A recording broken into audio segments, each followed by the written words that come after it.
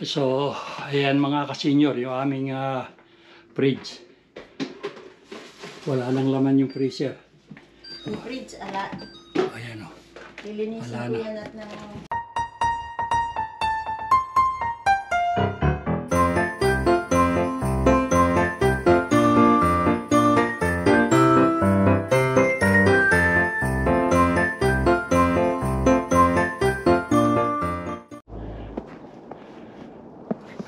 Hello po mga ka-senior, good morning po and welcome po sa aking channel. Kumusta po kayong lahat? Ay nako, talaga din naman pagka hinihila ka ng swerte. Ngayon pa na tiyempong nasira yung aming refrigerator, kaya nilagay lahat ni Mrs. sa isang plastic na lalagyan yung mga madidipros at ilalabas namin dito sa loob, sa labas ng bahay, dito sa deck, para hindi ko, dahil tumawag ako ng mag-re-repair sa kung padarating next week pa, kaya talagang sinuswerte. Ito, doon mo ilalagay para siguradong ko. Teka. Sa yelo. Sige, ayan na yung mga ilalabas oh. At ako na lang bubuhat. Mabigat yan. Dahil kahit ano. Ito lang pinakamabigat. Ito mabigat-bigat. Yan. Yan na mahirap. Ilalagay ko dito sa... Sa may yelo. Ayan, yan na anuhan ng yelo. Ayan. Ayan. Ito isunod. Alin? Ito. Anong kanyan? Ay pang... Marami. Abay, tignan mo yun.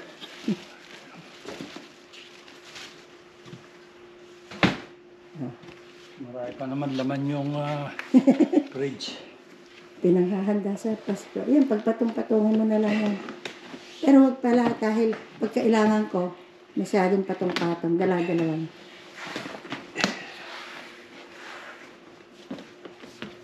Ayan.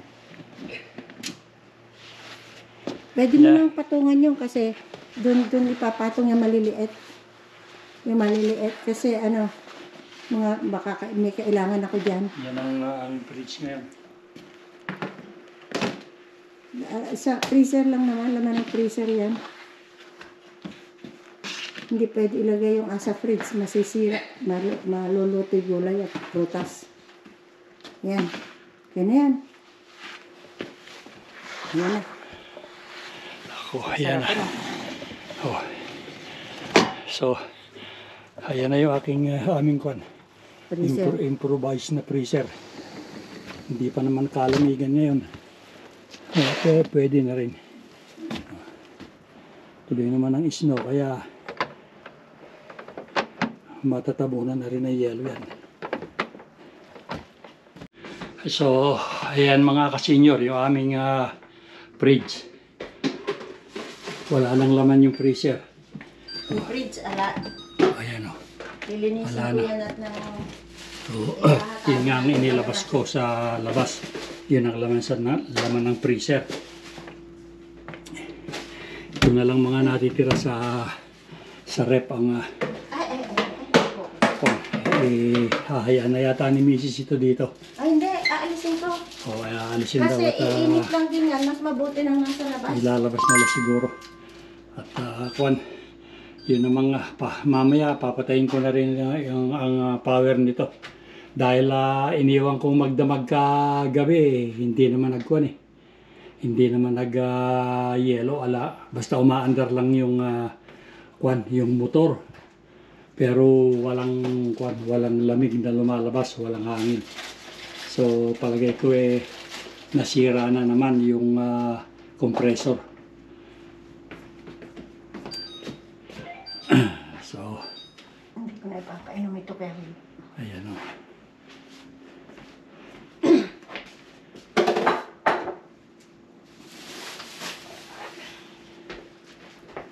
Ayan, kaya kami marami kayong kakainin ng apurahan. Madadiabetes na naman. Mainam sana Malulumpo na naman. Nakokontrol ko yung glucose ko. Yung gout, aandar. Pagka ganyan kailangan, kaysa masira, kailangan kainin, Hindi naman kailangan kainin. Maaano pa rin yan. Ayun pa, mga kasinor, yung iba, mga gulay na lang naman ito. Pwede naman ito kahit sa labas lang. Ay, hindi. Wag lang sa loob, wag lang doon sa loob ng fridge at mag-iinit.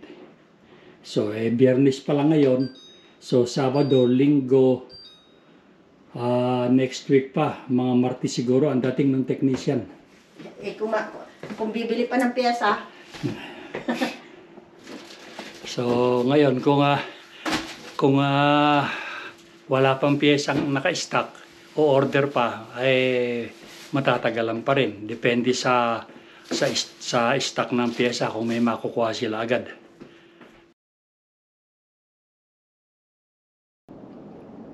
Ngayon po ay nandito ako sa labas ng bahay namin at tumigil na yung snow at umaaraw na ngayon. So titignan ko yung aming walk-in refrigerator at baka kailangan ng kaunting yelo kasi nga hindi naman kalamigan ngayon.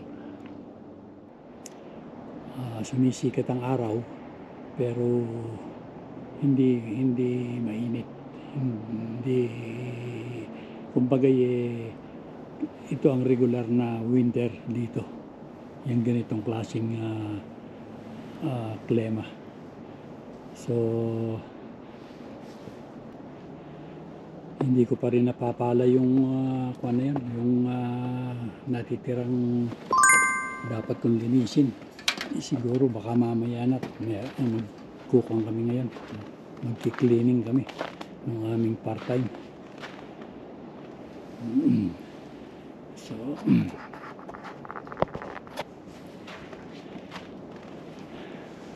So titignan ko lang yung aming mga nakalabas na galing sa refrigerator kung kailangang dagdagan ng yelo. Baka kailangang tabunan ko ito ng yelo para hindi mabulok yung mga pagkain. So, ayan na yung aming walk-in refrigerator. Titignan ko yung mga laman kung okay pa o kailangan kong magdagdag ng yelo. Dahil parang medyo hindi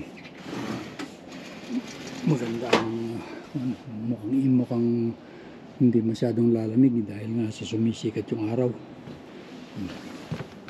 Yan. Ito. Siguro ito. Kailangan malagyan ng yelo ito. Yung ilalim nito. Ito naman yung iba okay naman yun. Ito rin. Ito kailangan kasi malapit sa pinto at dito kumukuha ng niluluto si Mrs. Dito sa kuha nito. Dito.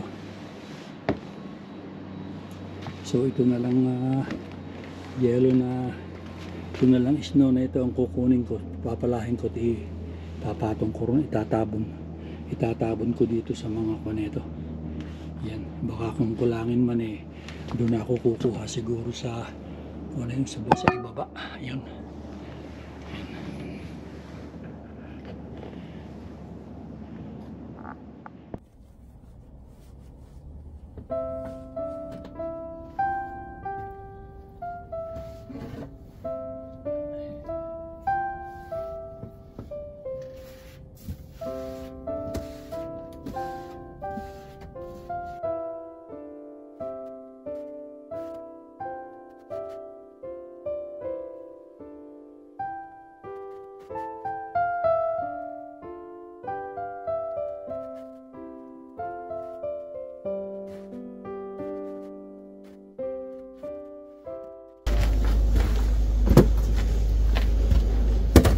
Lagay ko kailangan ko bang kumuha ng yelo sa baba. Dun sa simento dito sa likod. Kulang itong nakalagay dito sa deck namin.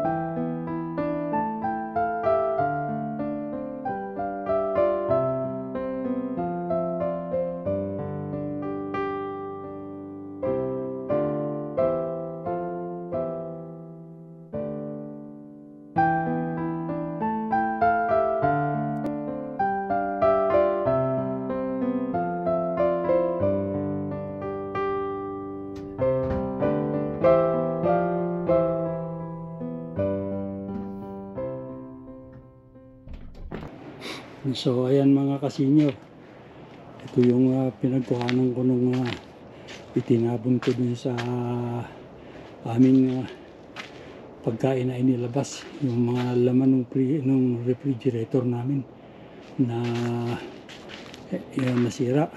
Inilabas nga yung mga laman.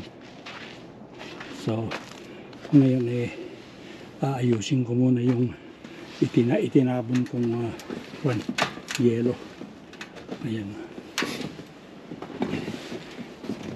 Okay na siguro yan. Pansamantala dahil sa Martes pa darating yung gagawa kuwan pala ngayon. Bali Sabado. Di 2 araw pa. Hindi pa rin sigurado kung magagawa niya dahil kung walang piyesa o-order pa siya.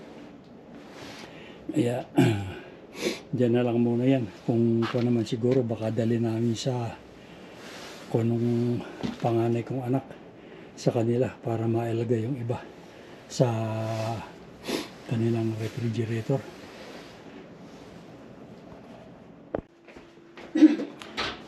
So yan mga kasenyor, talagang pagka sinuswerte ka darating sa iyo yung mga hindi mo inaasahan. Maraming salamat sa pagsama nyo sa akin. At hanggang sa next video na lang ulit tayo magkakasama-sama. Maraming salamat po.